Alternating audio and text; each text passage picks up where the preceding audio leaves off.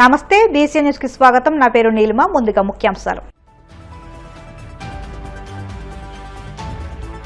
ఒంగోలులో వాణిజ్య పన్నుల శాఖ ఆధ్వర్యంలో ఏర్పాటు చేసిన ఎలక్ట్రానిక్ వస్తువుల ప్రదర్శనకు హాజరైన మంత్రి డోలా. జీఎస్టీ తగ్గింపుతో పేద ప్రజలకు లబ్ధి చేకూరుతుందని వెల్లడి.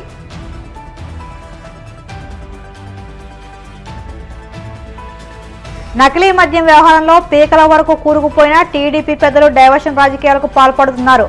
మాజీ మంత్రి కాకాణి గోవర్ధన్ రెడ్డి ఫైర్.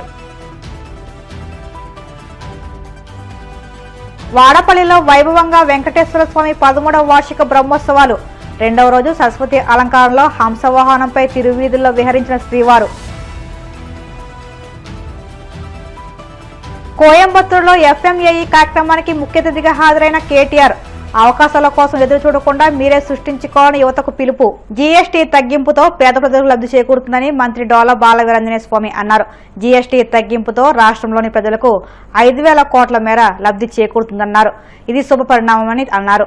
ఒంగోలులోని కాపు కళ్యాణ మండపంలో జిల్లా వాణిజ్య పన్నుల శాఖ ఆధ్వర్యంలో ఏర్పాటు చేసిన ఎలక్ట్రానిక్ వస్తువుల ప్రదర్శనకు ఆయన ముఖ్య అతిథిగా హాజరయ్యారు. ఈ సందర్భంగా ప్రదర్శనకు ఉంచిన వివిధ ఎలక్ట్రానిక్ వస్తువులను ఆయన సందర్శించారు. జీఎస్టీ తగ్గింపుతో ఒక్కో ఎలక్ట్రానిక్ వస్తువుపై ప్రజలకు ఎంత మేర లబ్ధి చేకూరుతుందో నిర్వాహకులు అడిగి తెలుసుకున్నారు. దాదాపు 4 రోజుల పాటు అవగాహన కార్యక్రమాలు ఏర్పాటు చేసినందుకు జిల్లా యంత్రాంగాన్ని, వాణిజ్య పన్నుల శాఖ అధికారులను ఆయన అభినందించారు. జీఎస్టీని బాగా తగ్గించి ఒక సంస్కరణ నాంది పలికారు మన రాష్ట్ర ప్రభుత్వం. గౌరవ ముఖ్యమంత్రి చంద్రబాబు నాయుడు గారు ఇది కింది స్థాయిల వరకు ప్రజలందరూ కూడా ఎంత లబ్ధి చేకూరుతున్న అవగాహన కల్పించాలనే ఉద్దేశంతో ఒక 4 నెలల రోజుల కార్యక్రమాలు తీసుకున్నారు. జిల్లా యంత్రాంగం, అదేవిధంగా కలెక్టర్ గారు, జాయింట్ కలెక్టర్ గారు వీళ్ళ ఆధ్వర్యంలో మొత్తం కూడా కింది స్థాయిలో అవగాహన కలిగించారు. ఈరోజు ఇక్కడ కాపు కళ్యాణ మండపంలో ఎలక్ట్రానిక్ వస్తువుల ఎగ్జిబిషన్ చూడడం జరిగింది. ఇప్పుడే ఒక అతను బుల్లెట్ తీసుకుంటే ట్యాక్స్, ఇన్సూరెన్స్తో కలిపి అతనికి 20,000 రూపాయలు సబ్సిడీగా జీఎస్టీ వల్ల లబ్ధి పొందినట్లు వారు చెప్పడం జరిగింది. ఒక టీవీ చూస్తే 85 ఇంచెస్ టీవీ 85,000 ఉండేది 75,000 రూపీస్కి 75,000కే ఇస్తున్నారంటే 10,000 రూపాయలు దానిలో తగ్గుదల కనిపిస్తూ ఉంది. ఏసీలో అయితే 5,000 రూపాయలు తగ్గుతూ ఉంది. ఇంత భారీ మొత్తంలో ఎలక్ట్రానిక్స్లో అయితే 10% ట్యాక్స్ రిడక్షన్, అదే చాలా ఎక్కువగా మనం అది తీసుకోవచ్చు. పేద ప్రజలకి మంచి సౌకర్యవంతంగా ఉంది.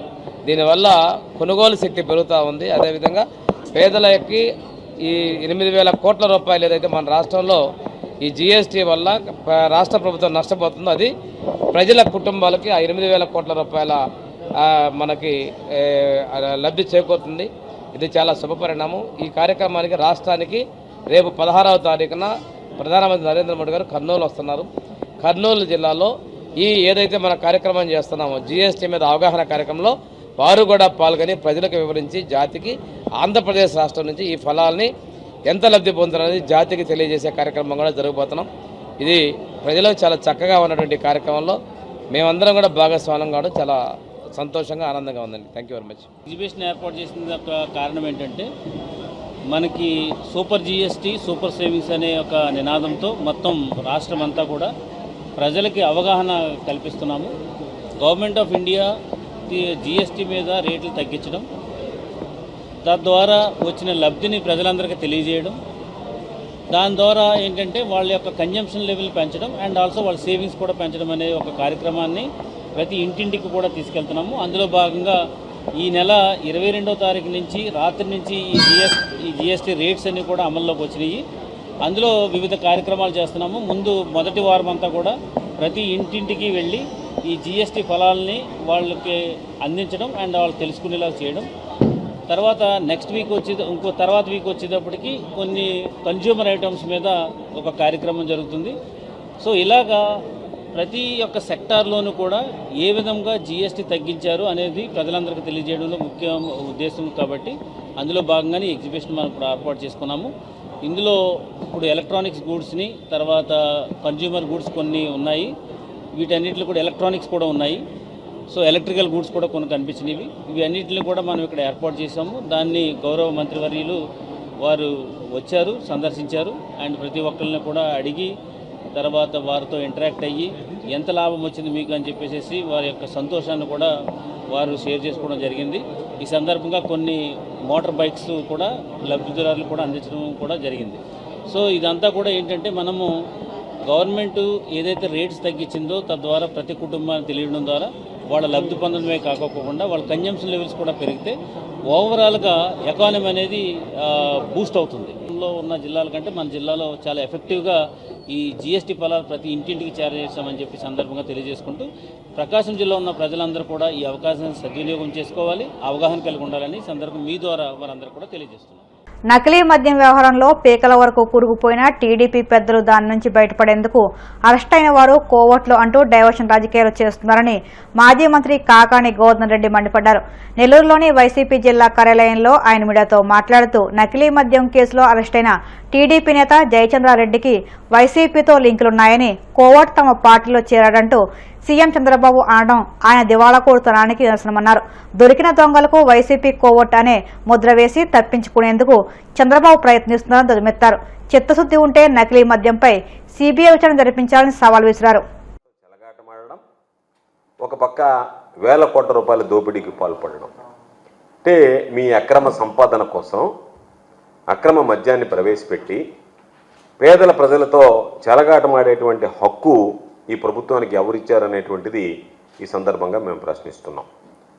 ఎందుకంటే ఎక్కడంటే అక్కడ ఒక కుటీర పరిశ్రమలాగా నకిలీ ఈ ఫ్యాక్టరీలు ఏర్పాటు చేసి మొత్తం ప్రజలకు సంబంధించినటువంటి ప్రాణాలు హరించేస్తున్నా దాన్ని పట్టించుకోకుండా ప్రజలు ఒక పక్క చనిపోతున్నా, కుటుంబాలు గోడుగోడుమంటున్నా, ఈరోజు మా కోట్లాది రూపాయల సంపాదనే మాకు ముఖ్యం ఉన్నట్టుగా ఈ మాఫియా వ్యవహరిస్తున్నటువంటి తీరు అత్యంత దారుణమైనటువంటి పరిస్థితి. ఇది ఎక్కడో జరగలేదు, మారుమూల ప్రాంతంలోనో ఎక్కడో జరగలేదు.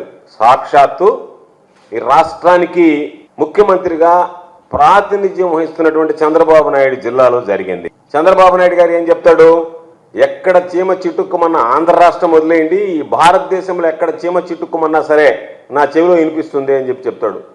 అంత టెక్నాలజీ ఉన్నటువంటి వాడు, అంత విజనరీ ఉన్నటువంటి వాడు, అంత అనుభవం ఉన్నటువంటి వాడు సొంత జిల్లాలో చిత్తూరు జిల్లాలో తంబళ్లపల్లి నియోజకవర్గం మొలకలపల్లి దగ్గర నుంచి మొలకల చెరువులో ఈ దారుణమైనటువంటి మాఫియా బరి తెగించి అక్కడ మొత్తం అనేక రకాలైనటువంటి మద్యాల నకిలీ మద్యాలు తయారు చేస్తుంటే ఏమాత్రం పట్టించుకోకుండా ఈరోజు ఆ భాగవతం బయటపడిన తర్వాత దీనిని ఒక్కొక్కటిగా ఈరోజు ఒకసారి చూస్తే మొదట తంబళ్లపల్లిలో ఒక ఫ్యాక్టరీ బయటపడింది, నకిలీ ఫ్యాక్టరీ.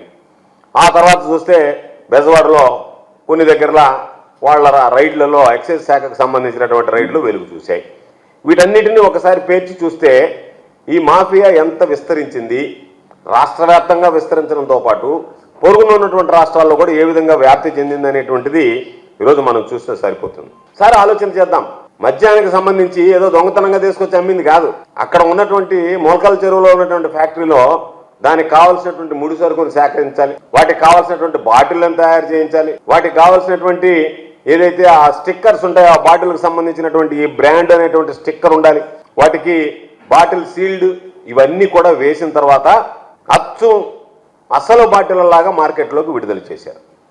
ఇంత బాహాటంగా ఇంత బహిరంగంగా దీనికి సంబంధించినటువంటి ముడిసరుకు ఏ విధంగా తెచ్చుకోగలిగారు, ఏ విధంగా నకిలీ బాటిల్ని తయారు చేసుకోగలిగారు, ఏ విధంగా నకిలీకి సంబంధించినటువంటి ఆ స్టిక్కర్లు ఏదైతే ఉన్నాయో వాటికి సంబంధించినటువంటి ఆ లేబుల్స్ని తయారు చేసుకోగలిగారు, ఏ విధంగా వాటికి సీల్డ్ అసలు బాటిల్కి వేసినట్టుగానే సీల్డ్ వేయగలిగారు అనేటువంటిది చూస్తే దీంట్లో ప్రభుత్వ పెద్దల పాత్ర స్పష్టంగా ఉంది అనేటువంటిది ప్రతి ఒక్కరికి అర్థమయ్యేటువంటి పరిస్థితి.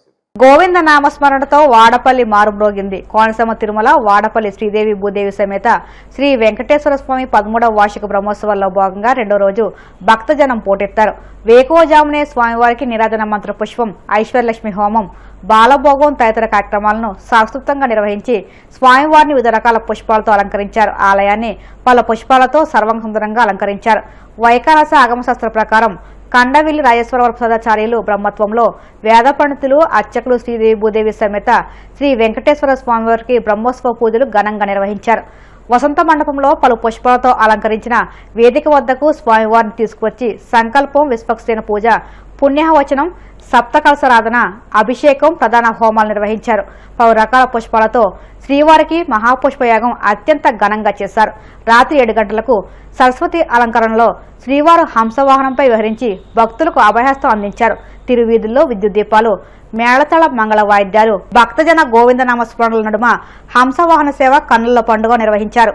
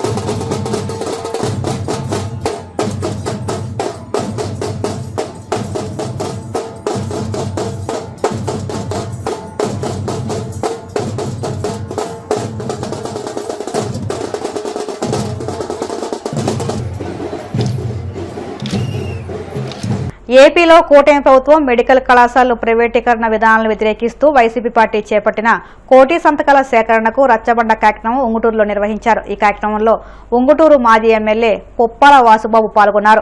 ఈ మేరకు ఉంగుటూరు నియోజకవర్గం తరపున వాసుబాబు తన మొదటి సంతకంతో కోటి సంతకాల ఉద్యమాన్ని ప్రారంభించారు. ఈ సందర్భంగా నిర్వహించిన రచ్చబండ సమావేశంలో వాసుబాబు మాట్లాడుతూ కూటమి ప్రభుత్వం అసమర్థ పాలనతో సామాన్యులు తీవ్ర ఇబ్బందులు గురవుతున్నారని అన్నారు. రాష్ట్రంలో వైసీపీ ప్రభుత్వ హయాంలో ఏర్పాటు చేసిన ప్రభుత్వ మెడికల్ కళాశాలను కూటమి ప్రభుత్వం ప్రైవేటీకరణకు పూనుకుందని, జగన్ నేతృత్వంలో కోటి సంతకాల కార్యక్రమం ద్వారా కూటమి నిర్ణయాన్ని ప్రతిఘటిస్తుందని, ఈ ఉద్యమంలో ప్రజలు భాగస్వామ్యం కావాలని పిలుపునిచ్చారు. ముఖ్యంగా మరి ఈరోజు ఈ రచ్చబండ కార్యక్రమం ప్రజల పట్ల జగన్మోహన్ రెడ్డి గారికి ఎంత చిత్తశుద్ధి ఉందో ప్రజల ఆరోగ్యం పట్ల ఆనాడు మరి వాళ్ళ గద్దెనెక్కిన కూటమి ప్రభుత్వం, అదే చంద్రబాబు నాయుడు గారు ముఖ్యమంత్రిగా గద్దెనెక్కిన తర్వాత ప్రజల పట్ల, ప్రజల వైద్య ఆరోగ్యం పట్ల ఎంత శ్రద్ధ వహిస్తున్నారో ఒక్కసారి ఆలోచన చేయండి ప్రజలారా.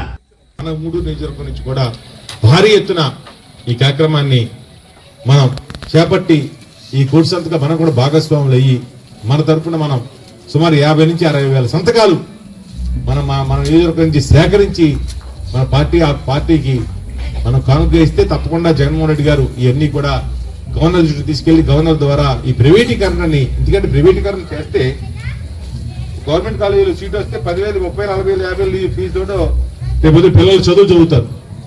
రేపు ప్రైవేట్ కాలేజీ అయితే వాళ్ళ ఫీజు ఎంత పెంచుతారో తెలియదు. మళ్ళీ 10%, 20% వాళ్ళకేమో ప్రైవేట్ మెడికల్ కాలేజీలో సీట్లు అమ్ముకునే పరిస్థితి ఉంటుంది. మనకు తెలుసు. పైకి 20 లక్షలు 10 లక్షలు చెప్తారు, లోన అమ్ముకునేది 1-2 కోట్ల రూపాయలు. సీట్ 1-2 కోట్ల రూపాయలు. సామాన్యులు అలా 1 కోటి రూపాయలు కాదు కదా, 5 లక్షలు కూడా కట్టలే పరిస్థితి సామాన్యులు ఉన్నాయి ఈ రోజున. గవర్నమెంట్ డెవలప్మెంట్ ఉంటే ఎలా ఉంటుంది? ఏ కేటగిరీలో ఇంత ఫీజు, బి కేటగిరీలో ఇంత ఫీజు, సి కేటగిరీ ఇంత ఫీజు. మనకి కేటగిరీలు ఉంటాయి కాదు, అది nominal fee. Maximum C category fee అంటే 30 లక్షలు 10 లక్షలు ఉంటుంది. అదే సి కేటగిరీలో ఆల్ ఫీజు అయితే 1 కోటి రూపాయలు చదువు, 1 కోటి డిమాండ్ బట్టి, ఆన్ డిమాండ్ బట్టి. పైగా ఫస్ట్ ప్రయారిటీ ఎప్పుడు కూడా ఎంత గొప్ప ప్రైవేట్ కాలేజీలు ఉన్నా ఫస్ట్ ప్రయారిటీ ఇచ్చేది గవర్నమెంట్ కాలేజీకి. ఎందుకంటే గవర్నమెంట్ కాలేజీలో ఇన్ పేషెంట్లు ఎక్కువ ఉంటారు, ఎక్కువ మంది పేషెంట్లు జాయిన్ అవుతారు.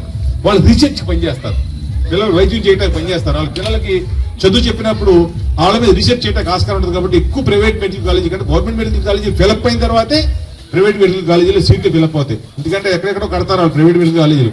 అవతల జనరల్ హాస్పిటల్ ఉంటుంది, కాకపోతే తక్కువ మంది వెళ్ళేవాళ్ళు. ఫస్ట్ గవర్నమెంట్ హాస్పిటల్కి వెళ్ళినంత క్యూ కానీ అంతమంది జనం కానీ ప్రైవేట్ హాస్పిటల్లో ఉంటారు, అంతమంది డాక్టర్లు కూడా ప్రైవేట్ హాస్పిటల్లో ఉంటారు. ఇప్పుడు కాసేపు ప్రకటనలు.